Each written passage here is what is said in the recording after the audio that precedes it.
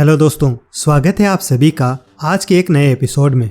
दोस्तों, भारत के किसानों ने हमेशा भारत की बैकबोन बन के काम किया है और हम सभी इन्हें अन्नदाता भी कहते हैं। लेकिन अब उनकी आवाज़ में एक नया मोड़ आया है। एक बार फिर से देश में फार्मर प्रोटेस्ट शुरू हो चुके हैं, जिसे फार्मर प्रोटेस्ट 2.0 का नाम दिया गया है। सवाल यह है कि इन प्रोटेस्ट के पीछे असली की सच्चाई क्या है? क्या इनकी डिमांड जायज़ हैं? किसान अपनी मंजिल तक जाकर रुकेंगे, चाहे हमें बैरिकेडिंग तोड़ने हो, चाहे कुछ भी करना हो, या फिर सिर्फ ये प्रोटेस्ट एक प्रोपेगेंडा का हिस्सा है? आपको बिजली सारी फ्री कर दो, अच्छा पानी सारा फ्री कर दो, जितने आपके लोन हो अब सारे माफ कर दो, तो मैं आज काम धंधा छोड़ के मैं भी आज खेती बाड़ी करने जा रहा हूँ। तो चलिए शुरू करते हैं आज का वीडियो। दोस्तों, कुछ लोग कहते हैं कि ये आंदोलन बस गवर्नमेंट के खिलाफ प्रचार है, और वहीं कुछ का कहना है कि इस प्रोटेस्ट में बाहरी ताकतों का भी हाथ है, ताकि कैसे भी करके करंट गवर्नमेंट को हिलाया जा सके। वहीं दूसरी साइड के लोगों का कहना है कि ये किसान भाइयों की अपना हक पाने के लिए एक आवाज़ है, और इसीलिए आज फार्मर्स अनफेयर पॉलिसीज और आर्थिक कठिनाइयों के खिलाफ लड़ रहे हैं। बट अगर इन प्रोटेस्ट की बात करें तो कुछ रिपोर्ट्स और वीडियो क्लिप्स आई हैं जहां पर लोगों को ट्रेनिंग मिल रही है और मॉक ड्रिल्स भी हो रहे हैं, और करीब 5-6 महीने के राशन की तैयारी भी हो रही है, क्योंकि पिछला वाला फार्मर प्रोटेस्ट काफ़ी लंबा चला था। अब कुछ लोगों के दिमाग में ये आ रहा है कि क्या इन प्रोटेस्ट का नेचर कुछ और भी हो सकता है, क्योंकि ट्रैक्टर्स को मॉडिफाई भी किया जा रहा है ताकि पुलिस के बैरिकेड्स को भी कैसे भी करके हटाया जा सके। और अब जब हम इन किसान भाइयों की डिमांड्स को देखते हैं तो कुछ सवाल उठ रहे हैं कि आखिरकार प्रोटेस्ट का एक्चुअल गोल क्या है। वैसे ये प्रोटेस्ट संयुक्त किसान मोर्चा के नेतृत्व में किया जा रहा है, जो कि एक यूनियन है जिसमें 200 भारतीय किसान ऑर्गेनाइजेशन शामिल है, और एसकेएम को पहले वाले फार्मर प्रोटेस्ट के दौरान ही बनाया गया था। इस ऑर्गेनाइजेशन में कुछ इंपॉर्टेंट लीडर्स हैं, जैसे कि राकेश टिकैत, जोगिंदर सिंह उग्रान और योगेंद्र सिंह यादव, जो कि वेल नोन किसान यूनियंस को रिप्रेजेंट भी करते हैं। 16 फरवरी को एसकेएम ने बोला है कि पूरे देश के ग्रामीण भाग को बंद किया जाएगा। वैसे किसान भाई लोग 2 तरह की डिमांड्स पे फोकस कर रहे हैं। पहली तो वो डिमांड्स जो 2020 के फार्मर प्रोटेस्ट के दौरान अधूरी रह गई थी, और दूसरे सेट में 5 नई डिमांड्स को जोड़ा गया है। चलो पहले देखते हैं 2020 के फार्मर प्रोटेस्ट की डिमांड को, ताकि हमें समझ में आ सके कि सरकार ने कौन कौन सी डिमांड मान ली है और कौन कौन सी अभी पेंडिंग है। सबसे इम्पोर्टेंट डिमांड थी कि 3 फार्म लॉस को वापस लिया जाए, और सरकार ने इस डिमांड को मान लिया था और तीनों कानूनों को वापस भी ले लिया था। वहीं दूसरी डिमांड में मेन फोकस था मिनिमम सपोर्ट प्राइस, यानी कि एमएसपी को बढ़ाने का, जो कि एक फिक्स प्राइस होता है जिससे सरकार कुछ स्पेसिफिक क्रॉप्स को खरीदती है ताकि किसान को नुकसान ना हो। फार्मर्स चाहते हैं कि सरकार C2+50 फॉर्मूला यूज करें, जिससे उनकी क्रॉप्स को ज्यादा प्राइस मिल सके, लेकिन ये डिमांड अभी तक अधूरी है। और एक डिमांड ये भी थी कि देश में फ्यूल पर लगने वाले टैक्सेस को हटा दिया जाए। वैसे इन टैक्सेस का जीडीपी में बहुत बड़ा हाथ है, लगभग 2%, यानी कि 8 लाख करोड़ रुपए। इसलिए इस डिमांड को अभी तक मीट करना थोड़ा मुश्किल है, और ये डिमांड अभी भी पेंडिंग में है। इनके अलावा एक और अलग डिमांड थी 2020 की, जो अभी भी करंट फार्मर प्रोटेस्ट में इम्पोर्टेंट है। वो डिमांड थी कि एमएसपी को एक लॉ बनाया जाए, जिससे ये होगा कि हर साल सरकार को प्रॉफिट हो या ना हो, लेकिन फार्मर्स को कंपनसेशन मिलता रहेगा। अभी तो सरकार हर साल लगभग 3 लाख करोड़ एमएसपी पर खर्च करती है, लेकिन ये सिर्फ अभी 23 नॉन पेरिशेबल गुड्स के लिए हैं। बट अब इसे सभी क्रॉप्स के लिए एक्सटेंड करना थोड़ा मुश्किल है, जिनमें पेरिशेबल क्रॉप्स भी इंक्लूडेड होती हैं।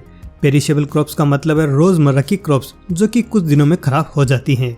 दूसरी डिमांड है कि सभी किसान और खेत मजदूरों के ऊपर जो लोन्स हैं उनको माफ कर दिया जाए, ताकि इससे किसान भाइयों के ऊपर से फाइनेंशियल बर्डन को कम किया जा सके। वैसे दोस्तों, इस डिमांड की प्रैक्टिकलिटी और फिजिबिलिटी को समझना बेहद इंपॉर्टेंट है, ताकि हम ऑनगोइंग प्रोटेस्ट की लेजिटिमेसी और वायबिलिटी का असेसमेंट कर सकें। वैसे 2020 और 21 के डेटा के अनुसार थाउजेंड्स ऑफ फार्मर्स की तरफ से क्लेम किए जा रहे लोन का टोटल अमाउंट है 18.4 लाख करोड़ रुपए, जिससे थोड़ा सा सवाल तो उठता है कि ये कितना फिजिबल है। चलिए अब आते हैं हमारी तीसरी डिमांड पर, जिसमें सजेस्ट किया गया है कि 60 साल से ऊपर के किसान और खेत मजदूरों के लिए मंथली पेंशन होनी चाहिए, जिसका अमाउंट होगा 10,000 रुपए। यानी कि अभी जो पब्लिक पेंशन स्कीम चल रही है, जिसमें सिर्फ 300 रुपए दिए जा रहे हैं, और अगर 80 के अबव है तो 500 रुपए दिए जा रहे हैं, तो फिर सिर्फ फार्मर्स के लिए 10,000 महीने, यानी कि 1.2 लाख रुपए पर ईयर। वाकई में ये डिमांड काफी बड़ी है। अगर इसकी अमाउंट को हम रफली जोड़ें तो अराउंड 1 लाख करोड़ रुपए तक होता है, एंड लिटरली ये भी बहुत बड़ा प्रैक्टिकल कंसर्न है। दोस्तों, fourth demand Lakhimpur Kheri murder case से जुड़ी हुई है, जिसमें इनके द्वारा मांगा गया है कि जो किसान मारे गए थे उनको जस्टिस मिले और साथ ही साथ दिल्ली मार्च के दौरान 8000 किसानों के ऊपर लगे चार्जेज भी वापस लिए जाएं। और पांचवी डिमांड है कि 2021 के फार्मर प्रोटेस्ट में जिन 750 फार्मर्स की डेथ हुई थी उनकी फैमिली को कंपनसेशन मिले। अगली डिमांड है कि नोएडा में ऐसे किसान जिन्होंने अपनी जमीन हाईवे कंस्ट्रक्शन प्रोजेक्ट के लिए दी थी वो चाहते हैं कि उनको ऑलरेडी मिलने वाले कंपनसेशन के अलावा 10% प्लॉट भी मिले। नोएडा और ग्रेटर नोएडा के किसान भी मांग रहे हैं कि उनको 10% आबादी लैंड और सरकारी नौकरी मिलनी चाहिए। वैसे दोस्तों देखा जाए तो गवर्नमेंट ने पिछले वाले प्रोटेस्ट की वैलिड डिमांड्स को एड्रेस किया और उन तीनों कानूनों को वापस भी ले लिया था। लेकिन अभी जो डिमांड्स हैं उनकी लेजिटिमेसी पे कुछ सवाल हैं, जैसे कि फ्यूल टैक्सेस हटाने का, हर क्रॉप्स के लिए एमएसपी देने का, सभी एल्डरली किसानों को पेंशन देने का और एक्स्ट्रा प्लॉट्स का इश्यू। इन डिमांड्स को देखने के बाद ये सवाल उठते हैं कि इन डिमांड्स के पीछे की क्या मोटिवेशन है और कैसे ये किसानों को बेनिफिट करेंगे। संयुक्त किसान मोर्चा के लीडर्स को देखते हैं तो लगता है कि उनका रोल कुछ ज़्यादा ही एक्सटेंड हो रहा है बियॉन्ड द फार्मर राइट्स। जैसे कि जोगिंदर यादव ने ओपनली एडमिट किया कि किसानों के प्रोटेस्ट का मेन मकसद बीजेपी गवर्नमेंट को गिराना है। किस इलाके में बीजेपी का वोट कितना घटा, किस इलाके में बीजेपी की सीटें कितनी घटी, किसान आंदोलन की भूमिका थी पिच तैयार करने। ऐसा लगता है कि ये पॉलिटिकल एस्पिरेशन किसानों के राइट्स के इश्यू को ओवरशैडो कर रही है। राकेश टिकैत और योगेंद्र यादव जैसे लीडर्स का रोल दोनों किसान यूनियन में और पॉलिटिकल लैंडस्केप में काफी बढ़ चुका है। वैसे योगेंद्र यादव का बैकग्राउंड तो पॉलिटिकल एक्सपर्ट का था और वो फार्मर है ही नहीं। इससे कुछ लोगों का सवाल उठता है कि प्रोटेस्ट के एक हफ्ते के अंदर इतना सडन शिफ्ट कैसे हुआ from a political leader to a farmer leader. दोस्तों योगेंद्र यादव जो कि अलग अलग पॉलिटिकल एंटिटीज से एसोसिएटेड भी हैं, वैसे ये आम आदमी पार्टी के फाउंडिंग मेंबर भी हैं, लेकिन अब वो उस पार्टी का हिस्सा बिल्कुल भी नहीं है और उनकी पिछली कोलैबोरेशन ममता बनर्जी के साथ हुई थी, लेकिन इनको वहाँ भी पॉलिटिकल स्टेटस नहीं मिल पाया जो उनका डिजायर था। शायद इसी वजह से उन्होंने डिसाइड किया कि फार्मर प्रोटेस्ट में आके खुद की आइडेंटिटी को एस्टेब्लिश करें। लेकिन इवन पिछले प्रोटेस्ट में उनके पार्टनर राकेश टिकैत ने उनको 2021 में ही एक्सपेल कर दिया था। योगेंद्र यादव के पॉलिटिकल एम्बिशंस काफी स्ट्रांग है। दोस्तों अब बात करते हैं राकेश टिकैत की। ये इंडियन फार्मर्स यूनियन के टॉप लीडर हैं। कुछ सवाल हैं जो अभी काफी उठ रहे हैं कि इनकी इन्वॉल्वमेंट अलग अलग प्रोटेस्ट में हमेशा रही है। इनकी फैमिली इंक्लूडिंग इनके ब्रदर नरेश टिकैत और सन सीसी टिकैत ने भी डिफरेंट प्रोटेस्ट में पार्टिसिपेट किया है। लेकिन डिस्पाइट दैट राकेश टिकैत का ये क्लेम है कि उनकी प्रॉपर्टी 4.5 करोड़ की है, लेकिन एक आर्टिकल ये सजेस्ट करता है कि इनकी जो प्रॉपर्टी की वैल्यू है वो 80 करोड़ तक जा सकती है। दोस्तों ओवरऑल प्रोटेस्ट में काफी सारे कंसर्न है। कुछ कह रहे हैं कि 2500 ट्रैक्टर ट्रॉली आए हैं जिनमें हाइड्रोलिक टूल्स भी लगे हुए हैं। वहीं कुछ ट्रैक्टर्स 6 मंथ का राशन फॉर फार्मर कैरी भी कर रहे हैं। वैसे दोस्तों अगर मेरे हिसाब से देखें और फार्मर्स की सारी मांगे मान ली जाती हैं तो इससे आम आदमी पर भी काफी इम्पैक्ट पड़ेगा।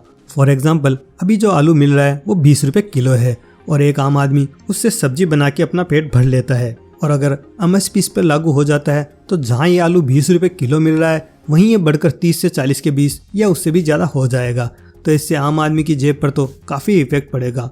वहीं यूनियन की ये भी डिमांड है कि रोज़मर्रा की क्रॉप्स हैं उन पर भी एमएसपी लागू किया जाए, यानी कि पेरिसेबल क्रॉप्स पर भी ये लागू किया जाए, जो कि आई डोंट थिंक कि पॉसिबल है क्योंकि ये क्रॉप बहुत जल्दी ख़राब हो जाती हैं। बट एक चीज़ मेरे समझ में आई है कि इन प्रोटेस्ट को अभी ही क्यों किया जा रहा है, क्योंकि दोस्तों कुछ टाइम के बाद लोकसभा इलेक्शन आने वाले हैं और इलेक्शन का टाइम ही ऐसा होता है कि अपने वादे को पूरा कराना थोड़ा इजी हो जाता है। बट जो इनकी अभी डिमांड्स है वो थ्योरेटिकल तो पॉसिबल लग रही है, लेकिन प्रैक्टिकल उन्हें पॉसिबल करना गवर्नमेंट के लिए एक बहुत बड़ा चैलेंज होगा। वैसे आपका क्या मानना है इस पूरे फार्मर प्रोटेस्ट के बारे में? हमें अपने ओपिनियन कमेंट बॉक्स में ज़रूर बताएं। और अगर इस वीडियो में मैंने कुछ गलत बोल दिया हो या बता दिया हो तो आप मुझे नीचे कमेंट बॉक्स में भी करेक्ट कर सकते हैं, ताकि आने वाली वीडियो में मैं और थोड़ा बेटर कर सकूं। और वैसे आपको आज का वीडियो अच्छा लगा तो इसे लाइक, शेयर और चैनल को सब्सक्राइब करके बेल आइकन को भी जरूर दबा देना, ताकि नेक्स्ट वीडियो का नोटिफिकेशन आपको सबसे पहले मिल जाए। मैं हूं आपका दोस्त असलम, मैं मिलता हूं आपसे अगले वीडियो में। तब तक के लिए जय हिंद, वंदे मातरम।